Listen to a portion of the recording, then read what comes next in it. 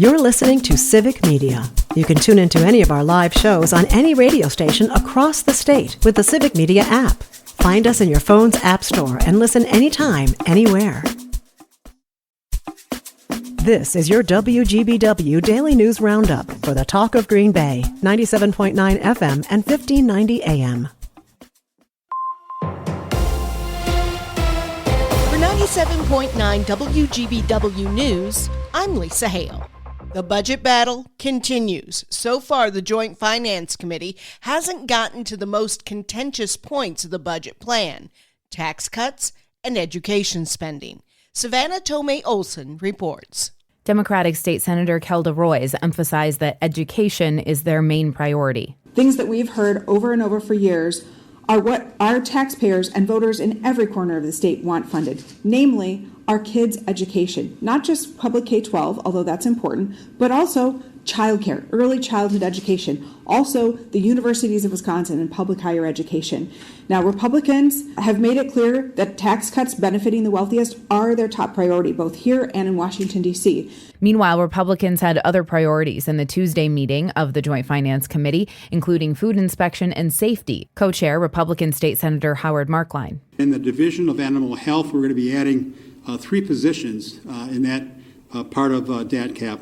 Concern there is that disease outbreaks are becoming more frequent, and we want to be prepared in the event of an outbreak. Lawmakers also approved money for youth apprenticeship programs, workforce training grants, and for the Wisconsin Historical Society, which is building a new museum on the Capitol Square. Republicans say they're still on schedule to finish the budget by the end of the month. That's the deadline to get it all done and signed, or spending levels for municipalities, schools, and programs will remain the same. But even once they're done, the governor has the power to veto the budget or use Wisconsin's unique line item veto, like he's done before. The Joint Finance Committee meets again tomorrow. For Civic Media News, I'm Savannah Tomei-Olson. Hundreds of people gathered at Cathedral Square Park just outside of the Homeland Security offices in Milwaukee last night to show solidarity with immigrant families and to peacefully protest ICE raids. This ICE out protest comes as the Trump administration continues to deploy National Guard troops to Los Angeles to police protests there. Governor Tony Evers announces a tourism hat trick in Wisconsin with the 3rd record-breaking year in a row. Melissa Kay reports. Wisconsin Department of Tourism Secretary Ann Sayers said the state's tourism industry brought in a record-high $25.8 billion in total economic impact in 2024. This surpassed the previous year's record of $25 billion.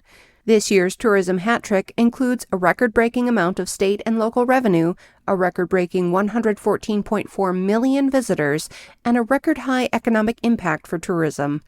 The industry grew 2.2% from last year, supporting 182,000 part-time and full-time jobs across sectors in 2024. In New Wisco, Door County saw a $31.4 million, or over 5% increase in total economic activity over 2023. Some great movies have been filmed here in Wisconsin, but a tax credit could bring more. Here's Joanne Krulatz. A bill to provide a film tax credit in Wisconsin and establish a state film office has moved out of a Senate committee. Wisconsin Tourism Secretary Ann Sayers says the state has lost out on a lot of opportunities because productions don't want to film in the state due to a lack of film credit. Sayers says the department has heard from plenty of producers that they'd like to film in Wisconsin, and now is the time to get the bill made into law. The bill would allow companies to apply for a 30% credit equal to cost of salary or wages for Wisconsin residents working on productions. It's now ready for a vote by the full Senate. A 39-year-old Manitowoc man who is a bus driver for the Valders Area School District is charged with 10 counts of felony possession of child pornography. Justin Zipperer made his initial court appearance Monday.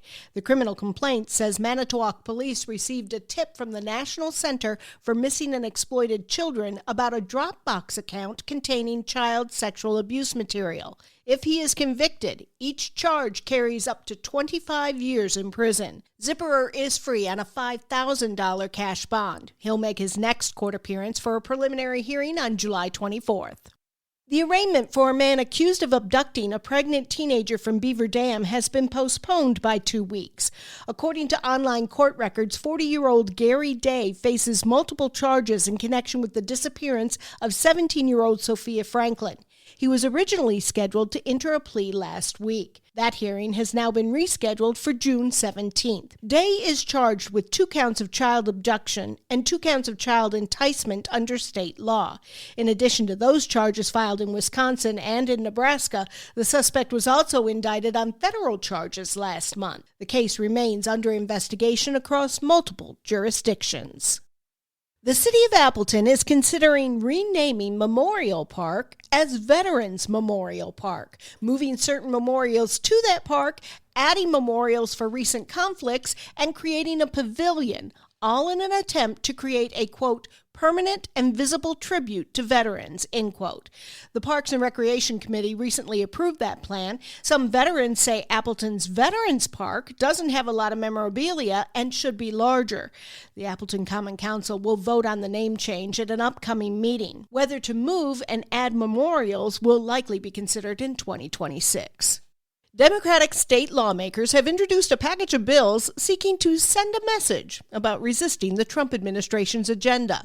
Among the bills are one to withhold state payments to the federal government if the federal government withholds funding to the state, one to create guardrails on how the state submits personal information to the federal government, and one allowing the state to impose liens on federal properties in response to funding freezes.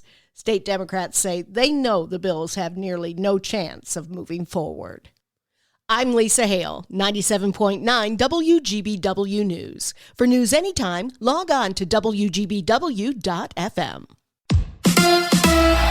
The Packers minicamp continues. Hi, I'm Mike Clemens with Sports. NFL, day 2 of the Packers minicamp. GM Brian Gutekunst spoke to reporters on the practice field, saying although the team held firm on their offer to Jair Alexander, the two sides met in person on Sunday before the decision to release him. Well, I think we wanted to give it as much time as, again, he's a really good player. And, I think as he came in, had really good conversations with him on Sunday, and I just kind of felt this was what was best. Baseball, the Brewers and Braves series wrapping up today. The Crew with a 4-1 win last night over Atlanta, thanks to home runs by Jake Bowers and Jackson Chourio on FanDuel, Wisconsin. Chourio into center, well struck. It is back and it is gone.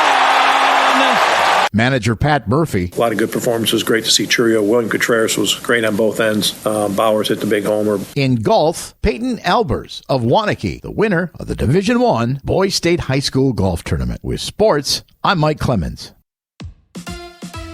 On your entertainment beat, I'm Pete Schwaba. More drama from the Blake Lively-Justin Baldoni legal proceedings. First, last week, Lively dropped 2 claims against Baldoni, the director of It Ends With Us, which Lively starred in and produced. Now a judge has dismissed the director's $400 million counter lawsuit against Lively, her husband Ryan Reynolds, and the couple's publicist. Yahoo Entertainment says this is a major setback for Baldoni. Bottom line, It Ends With Us, the sequel, is probably never going to happen. Sylvester Stewart, also known as Sly Stone, has passed away. The groundbreaking musician was the leader of the band Sly and the Family Stone. The band is known for chart toppers like Dance to the Music, I Want to Take You Higher, and of course, Everyday People. Stewart is considered a pioneer of funk and influenced such musical acts as Prince, Stevie Wonder, Michael Jackson, and the Red Hot Chili Peppers. Sly Stone was 82. Actor and star of Dark Waters Mark Ruffalo has agreed to join the cast of Being Human and is the last name of the film's hero, Judy Human, a disability rights activist from the 1970s. The film will be directed by CODA director Sean Hayter.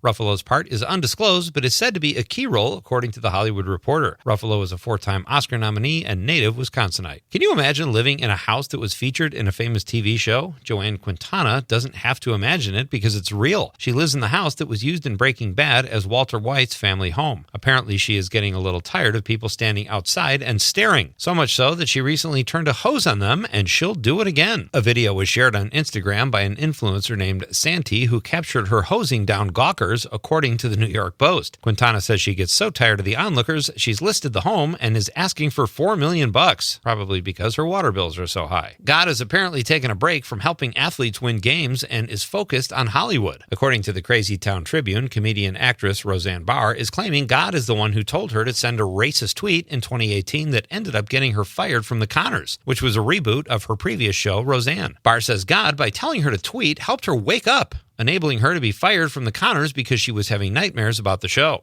So God wanted her to send a racist tweet. God still apparently made the Connors quite successful without her, which is odd. If you're like me, you're wondering what exactly is God's angle here, as the Supreme Being remained pretty hands-off when it came to other sitcoms like Seinfeld or Modern Family. Barr also admitted to being on a mixture of Ambien and alcohol on the night of the tweet, which probably made it a little harder for God to wake her. Folks, apologies are out, and nowadays it's about the double down, and this is one of the most convoluted I've ever seen. For more showbiz fun, tune into Nightlight with me, Pete Schwaba, weeknights from 6 to 8 p.m. on the Civic Media Radio Network. Mostly sunny today with a high in the upper 70s to near 80 this afternoon. Tonight, scattered showers and thunderstorms are low in the mid to upper 50s. Tomorrow, mostly cloudy and quite a bit cooler with a few scattered showers. Our high tomorrow in the mid to upper 60s. I'm meteorologist Sean Cable. Currently, it's 69.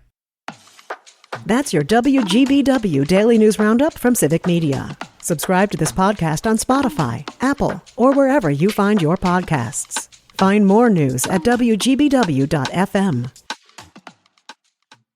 The national news cycle never stops, but it can be hard to find news about your local community. Civic Media is dedicated to providing quality local and state news coverage across Wisconsin. With the Civic Media app, you can get notifications about local stories that matter to you and your community. Find the free Civic Media app in your phone's app store and choose notifications from the menu to tell us what kind of news you want to hear about.